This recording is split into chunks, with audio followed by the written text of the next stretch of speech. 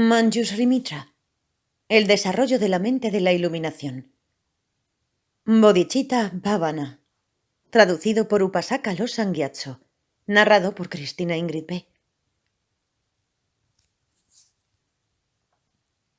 Homenaje al noble Manjushri Kumara, el joven, al ido al gozo, la encarnación de la inconcebible sabiduría de la fuente de la realidad, quien no tiene ninguna entidad personal o fenoménica. A la naturaleza de paz de todos los fenómenos, a la que se llega a través del supremo sendero del no apegarse y de no rechazar, a todos los nobles seguidores del Señor, que están en posesión de los 10 poderes del no abandonar, y etc. A esta triada, que es verdaderamente uno, con una mente de fe suprema nosotros la saludamos. Los maestros del mundo, ellos que son la luz del mundo, todos ellos por igual han alabado esta mente de la iluminación. Como la verdadera esencia del Dharma, ella es la esencia del eterno Manjushri. Como la madre de todos los idos al gozo, como el único sendero espiritual de todos los victoriosos, como la vasta acumulación de prácticas espirituales, comenzando con la virtud de moral y demás. Está la inmaculada mente de la iluminación, madura inherentemente con los más excelentes atributos. Cuando un sabio ha realizado esta mente única, entonces ha realizado lo que los victoriosos han llamado el verdadero cuerpo de la verdad, el más elevado de los 3 cuerpos de un Buda. Eso también es conocido como el ojo de la sabiduría, puesto que es la consciencia última. Además, alguien se ha referido a esto como la mujer Vajra, la sabiduría suprema libre de toda conceptualización. En la medida en la que estos 3 nombres son utilizados para describir la experiencia del estado de liberación, que es común a todos los seres nobles, ellos revelan los diversos aspectos de la mente de la iluminación. Todos los seres iluminados que pertenecen al inmortal gran linaje de los seres nobles no pueden haber llegado hasta este estado sin ella, y este es el sendero de la liberación suprema.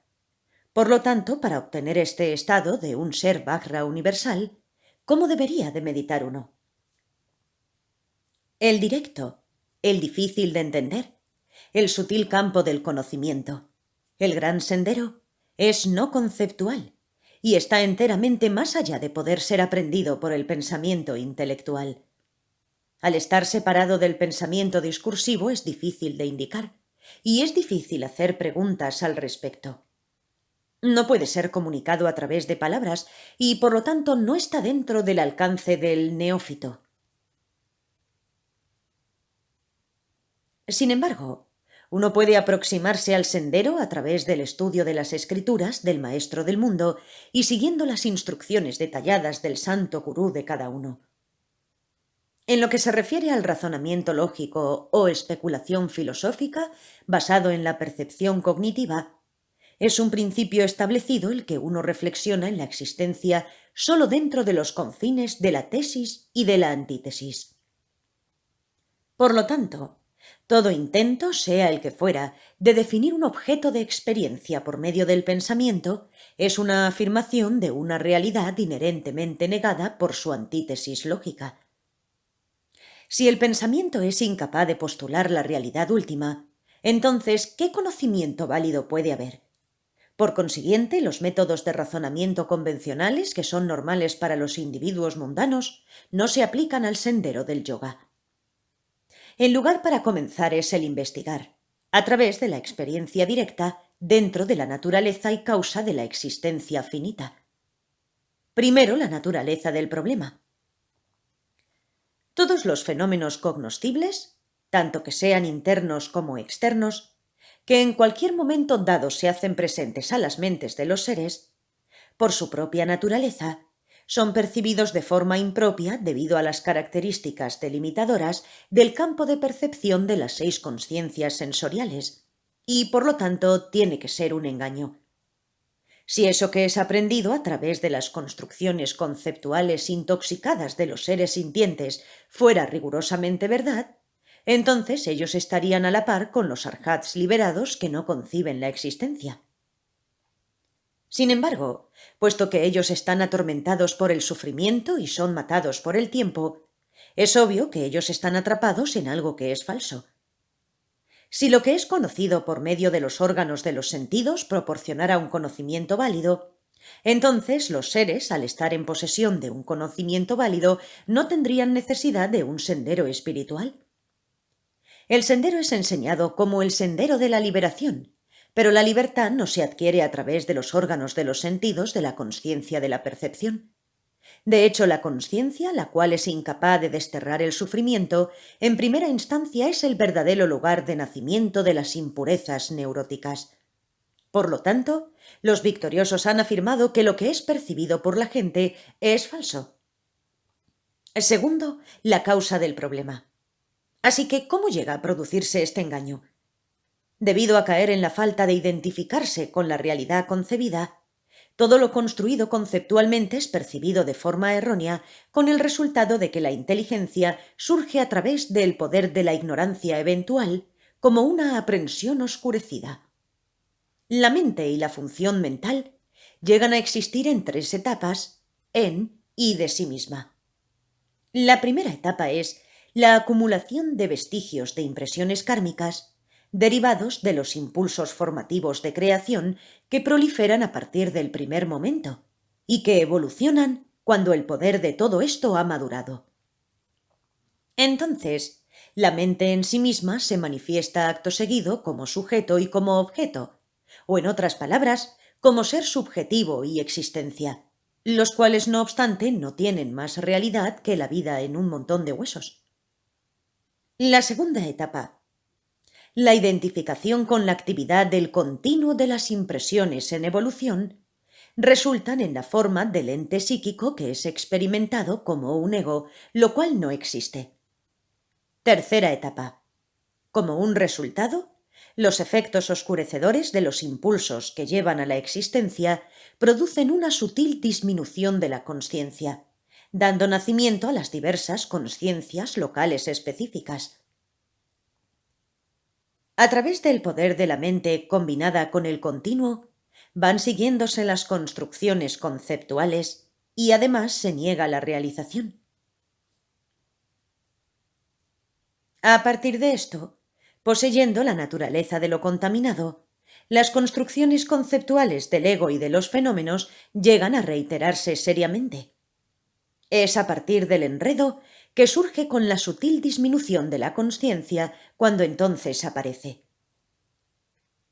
El punto de vista erróneo de la existencia de una entidad suprema que es inmanente en lo universal, seguidas por diversas creencias derivadas, tales como las que son sostenidas por las religiones animistas y por otras, y que ellos las consideran redentoras, pero lo que simplemente ocurre es que una vez que la mente llega a ser el lugar de una actividad ilimitada, las impresiones proliferan infinitamente e indeterminadamente. Con la maduración de las impresiones, las condiciones posteriores para que se sigan produciendo aún más, se multiplican profusamente. La maduración de las impresiones es la condición cooperativa a partir de las cuales la concatenación de los efectos que resultan en la aparición de los seres orgánicos ocurre.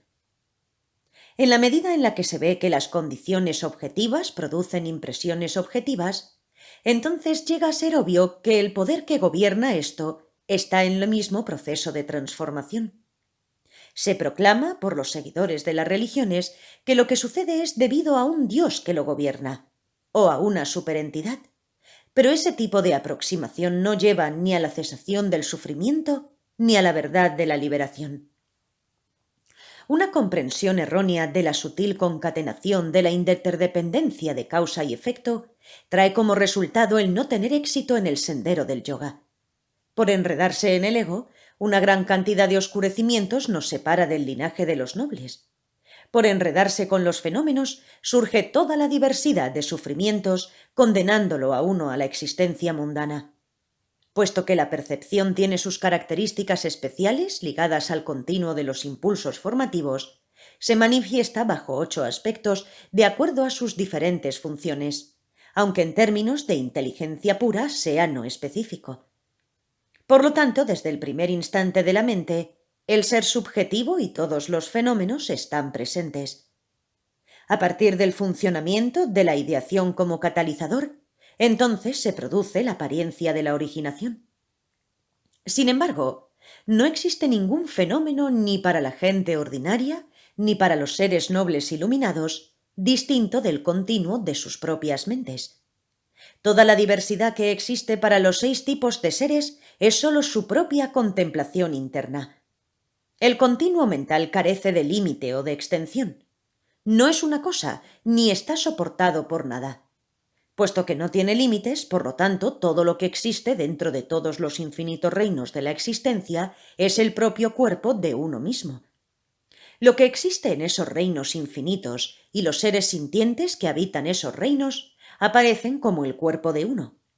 Es imposible definir a la mente y a las impresiones ni como uno ni como muchos.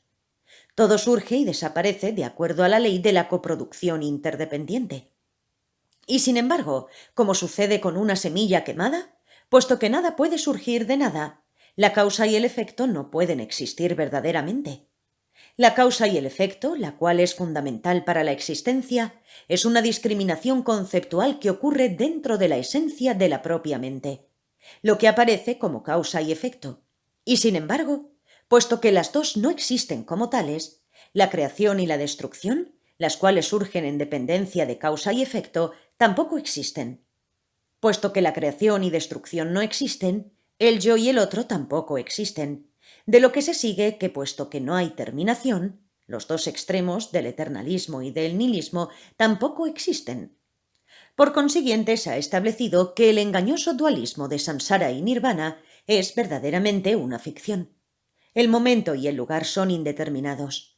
La duración temporal es un evento únicamente simultáneo, y donde uno no sucede, un fenómeno ocupando el espacio, el otro el tiempo, tampoco. Puesto que son una producción virtual y no una producción verdadera, las huellas de las impresiones tampoco existen verdaderamente. Y puesto que entonces no existe de ninguna manera, no puede haber ningún sustrato ni ninguna consciencia percibiendo. Porque no hay límites, no puede haber un foco de atención y una localización. ¿Cómo puede surgir entonces la percepción consciente? Por lo tanto, la mente está separada de las alternativas de existencia y de no existencia, y tampoco es ni una ni muchas. Ese estado de los iluminados idos al gozo no es un objeto de percepción, excepto para los tathagatas, y la apariencia engañosa es como una aparición mágica. De la misma forma, al igual que la iluminación no es objeto de percepción, así también la sabiduría inmaculada y el continuo puro de la bondad, que es la fuente de la realidad, son concebidas erróneamente como poseyendo una existencia y por lo tanto como siendo un objeto separado de la consciencia. Pero puesto que no existe una cosa tal como un lugar absoluto, la naturaleza de la localización es todo lo mismo. Y puesto que el supremo Vajra, naturaleza última, la sabiduría no dual, por su propia naturaleza, morando en la dimensión de la realidad, carece de límites, tampoco puede haber momentos de tiempo. Con todas las buenas cualidades como raíz, no siendo más existente que un reflejo, entonces con absoluta certeza todo el conocimiento mundano carece de realidad. Consecuentemente, puesto que ambos, lo iluminado y lo no iluminado, están unidos en la no existencia, no hay nada que aceptar o que rechazar. En este sentido, los términos que describen la realidad absoluta, tales como la no existencia de creación y de destrucción, la igualdad, no dualidad, más allá del pensamiento, vacuidad, fuente de la realidad, más allá de las palabras o designaciones, etc., todo ello son términos relativos, puesto que la distinción entre una posición absoluta y una posición oscurecida es algo irrelevante. El afirmar que algo es un absoluto es en sí mismo una posición ignorante. Por lo tanto, uno debería de permanecer en la incertidumbre, no intentar vencerla. Puesto que ni el meditador ni la fuente de la realidad existen, no puede haber ni una visión escéptica ni una visión de certidumbre. De este modo, si uno investiga dentro de la concepción de existencia, incluso como una aparición, ello carece de una existencia independiente. Consecuentemente, incluso esta no existencia, dependiendo como si fuera existente, no existe, ni tampoco existe la no existencia de la no existencia. Puesto que todos los conceptos finitos son objeto de negación, el concepto de medio también es negado, y por lo tanto no debieran intentar ni permanecer en una visión del medio. Sin embargo, lo mismo que el loto, el señor del mundo no rechaza ni tan siquiera un solo ser sintiente, sino que mira a todos los seres por igual.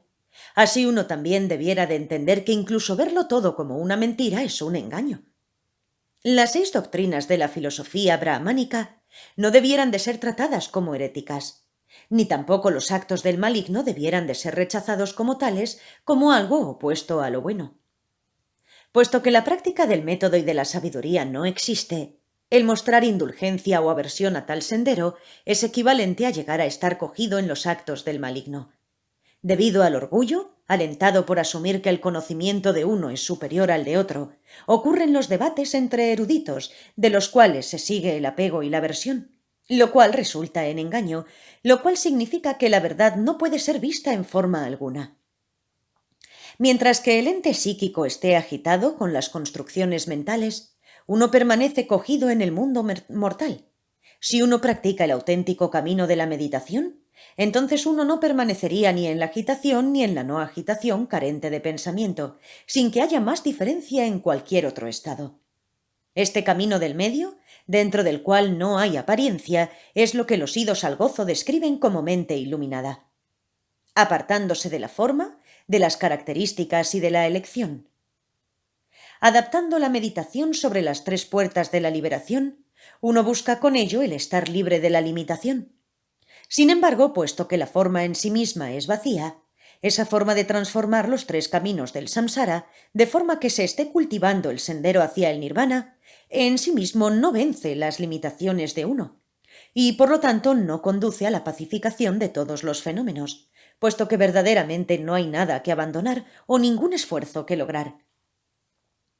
El propósito y el objeto de todos los nobles, el nirvana, etc., no existe separado del propio sendero.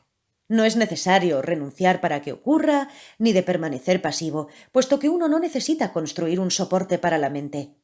Donde existe incluso la más minúscula partícula de enredo, ese no es el estado de Manjushri. Puesto que no puede ser descubierto un fundamento de la meditación, tampoco puede ser encontrado un fruto de la meditación. La mente ordinaria, cuya consciencia separa como entidades individuales a los fenómenos, en sí misma es la realidad suprema. Puesto que uno es tratado con rigor por los conceptos perceptibles, no existe lo superior ni lo inferior. Este es el sendero adecuado para ser desarrollado. Puesto que los impulsos creadores nunca han surgido y todos los fenómenos nunca han llegado a existir, todos los fenómenos son en verdad el nirvana. Cuando no existe identidad de los fenómenos, todo lo que existe es la fuente de la realidad. Conocer esto es el supremo yoga de los arhats. Lo mismo que el espacio carece de substancia, es solo un nombre.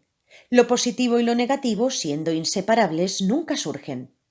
No involucres a la mente en propósitos intelectuales ni la dirijas a nada. Déjala permanecer separada de las conciencias de la percepción y de la no percepción. No hay necesidad de una práctica deliberada del recuerdo y de la profunda penetración, ni tampoco una necesidad de practicar el ascetismo ni negligentemente caer en una indulgencia sibarita.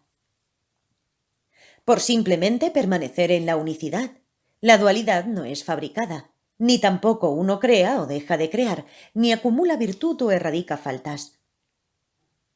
No pretendiendo buscar nada, el ente psíquico permanece inmóvil, reconociendo la unidad de todo. Y puesto que no existe el problema de llegar a estar intoxicado por el deseo hacia el objeto de percepción, uno ni se separa de nada ni está apegado a nada. De esta forma, uno obtiene las 4 realizaciones de la unicidad solo para permanecer no perturbado, y alcanzando el verdadero límite de la existencia, uno va más allá. El meditar en la fuente de la mente es el sendero. Con cualquier cosa distinta de eso, la luz clara no alboreará.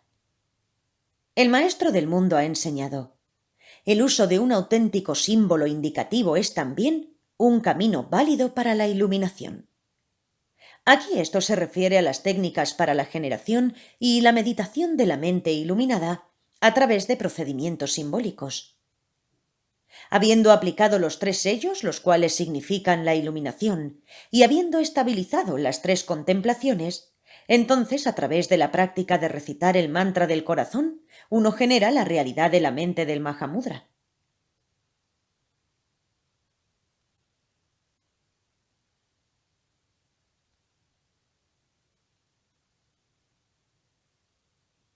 Trisamadhi.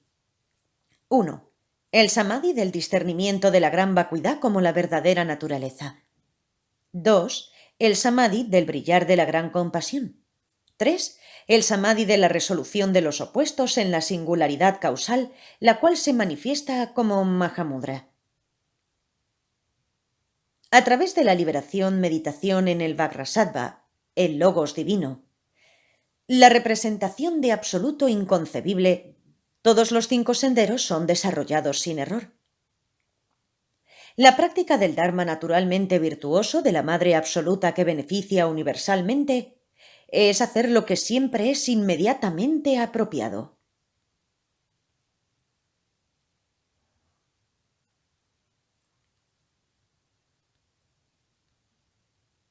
Y la práctica del Padre Absoluto que beneficia universalmente es extinguir, lo mismo que el fuego cesa después de que se acabe su combustible, y poner final a todos los actos del maligno. Cuando uno ha obtenido esto, entonces puede decirse sin ninguna duda que los actos del maligno son meramente la otra cara de la iluminación. Además, el Victorioso Supremo ha dicho que la gran iluminación puede ser realizada por medio de tan solo la devoción. Simplemente a través de la generación de la veneración hacia el gurú de cada uno, quien es el Supremo Señor del universo de 3er grado.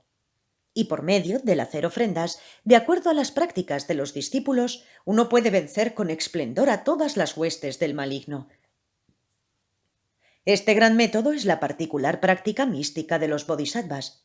Si esto no fuera así, los victoriosos nunca hubieran aparecido y los 3 vehículos nunca habrían sido enseñados. En un solo instante, por el poder de la fe, uno es transformado rápidamente en el eterno Manjushri. Así uno entra dentro del mandala místico. El supremo compromiso del Mahayana es de este modo confirmado. Y así los votos supremos de la moralidad son mantenidos. Así la salvación es lograda y lo que es nuestro objetivo de veneración es de esta forma adorado. Si la gracia de la iluminación fuera algo que fuera tangible, eso no podría ser medido. Entonces ni tan siquiera todo el espacio sería suficiente para contenerla. Eso han declarado los victoriosos. Los seres vivientes han nacido, están naciendo y nacerán dentro de una profusa variedad, y así viene bajo el dominio del continuo de la existencia. No reconociendo el poder hipnótico de las transitorias construcciones conceptuales, ellos son seducidos por esas construcciones, y puesto que el continuo de esas construcciones conceptuales es un flujo temporal, más tarde no hay una vuelta atrás del engaño. Aquellos que son engañados por la ilusión de la ilusión, la cual es como la aparición proyectada de un elefante conjurado por un mago, son como los que durmiendo están, llevados por la atracción de un sueño lujurioso bajo el poder de un sueño. Ellos pronto caerán del sendero sagrado y se adherirán a senderos extremos, los cuales ellos predican como un dogma. Como aquellos que creen que el oro del tonto es oro verdadero, ellos están necesitados de compasión, necesitando el amor compasivo de los compasivos. Aquellos eruditos que siguen disciplinas no espirituales, especialmente durante la venidera época de 500 años de caos, las edades oscuras de Kali Yuga, posiblemente no puedan realizar la inmaculada doctrina suprema, pues ellos son incapaces de comprender tan siquiera las palabras.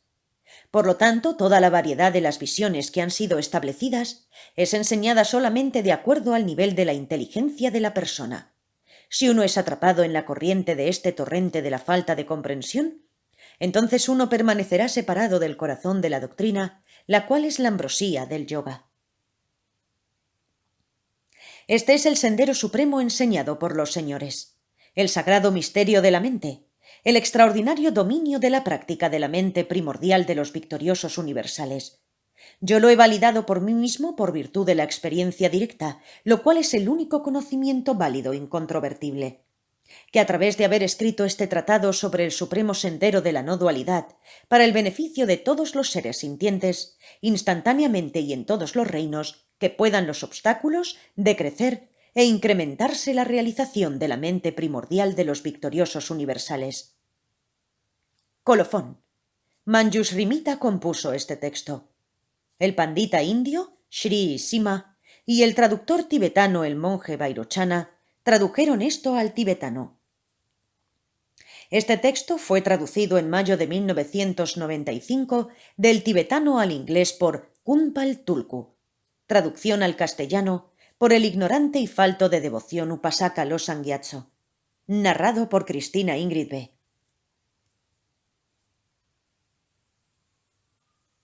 Si quieres contactar conmigo, puedes hacerlo a través del email launiversidaddelasflores@gmail.com. También en la página web cristinaingrid.com. Gracias por escuchar.